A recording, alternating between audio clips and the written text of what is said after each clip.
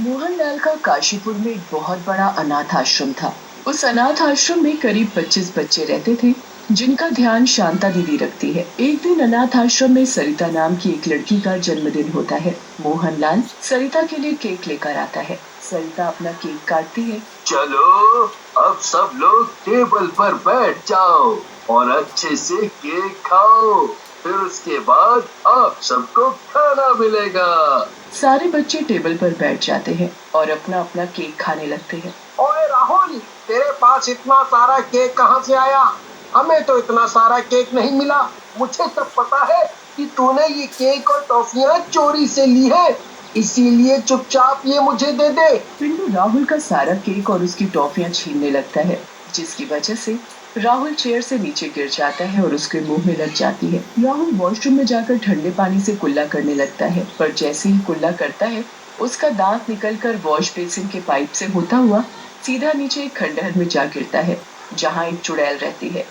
उस चुड़ैल के मुंह में काले सड़े हुए दांत होते हैं और वो सदियों से किसी बच्चे के नए दांत का इंतजार कर रही होती है। चुड़ैल राहुल के दांत को देखकर बहुत खुश हो जाती है। फिर वो अपने मुंह से एक काला दांत निकालकर उसकी जगह राहुल का दांत अपने मुंह में लगा लेती है। अब मुझे और दांत चाहिए, बहुत सारे दांत। चुड़ैल उस काले दांत को ऊपर की तरफ फेंकती है और वो दांत पाइप से होता हुआ वॉश बेसिन में निकल आता है। बच्चे, मेरे प्यारे बच्चे, ये आवाज कहाँ से आ रही है? मैं यहाँ हूँ, इस वॉश बेसिन के नीचे। राहुल वॉश बेसिन में कान लगाकर आवाज सुनने लगता है। जाओ और इस दांत को अपने तकिए के नीचे रख देना और फिर देखो सुबह तुम्हें क्या मिलेगा। राहुल उस दांत को अपने तकिए के नीचे रखकर सो जाता है और सुबह होने पर उसे तकिए के नीचे बहुत सारे पैसे मिलते हैं।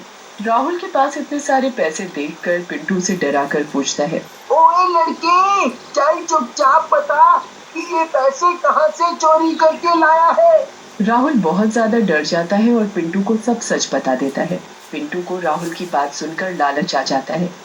रात को जब सब सो जाते हैं, तब पिंटू वॉशरूम में जाता है और अपना दांत तोड़कर वॉश बेसिन में फेंक देता है। नीचे खंडहर में बैठी चुड़ैल उस दांत को उठाकर अपने मुंह में लगा लेती है और उसकी जगह एक खराब काला दांत निकालकर ऊपर वॉश बेसिन में फेंक देती है। पिंटू उस दांत को तकिए के नीचे रखकर सो जाता है और सुबह उसे उस दांत की जगह बहुत सारे पैसे मिलते हैं। अब पिंटू का लालच और ज्यादा बढ़ जाता है। फिर वो रोज रात को वॉशरूम में जाकर अपना दांत तोड़कर चुड़ैल को दे देता है। ऐसा करते करते पिंटू अपने सारे दांत खुद तोड़ लेता है और अब उसके मुंह में एक भी दांत नहीं बचता। अब तो मेरे मुंह में एक भी दांत नहीं बचा। अब मैं पैसे कैसे लाऊंगा? पिंटू फिर वहाँ बैठे सभी बच्चों को सारी बात बताता है कि कैसे एक चुड़ैल उस वॉश बेसिन के नीचे रहती है और उसे बच्चों के दांत चाहिए। मैंने तो अपने लालच की वजह से उसे रोज अपना एक दांत तोड़ कर दिया। मुझसे बहुत बड़ी गलती हो गई। अब वो कभी भी आ जाएगी और एक बच्चे को यहाँ से ले जाएगी। तुम सब बेड के नीचे छुप जाओ जल्दी। राहुल एक रस्सी और हथौड़ा लेकर आता है। रस्सी को वो रास्ते में बांध देता है और हथौड़े को वो अपने पास रखता है। उसके बाद सारे बच्चे बेड के नीचे छिप जाते हैं और राहुल सारी लाइट्स बंद कर देता है। चुड़ैल पागलों की तरह यहाँ वहाँ बच्चों को ढूंढ रही होती है। अंधेरा होने की वजह से चुड़ैल को दिखाई नहीं देता और उसका पैर रस्सी में अटकने की वजह से वो मुंह के बल जमीन पर गिर पड़ती है।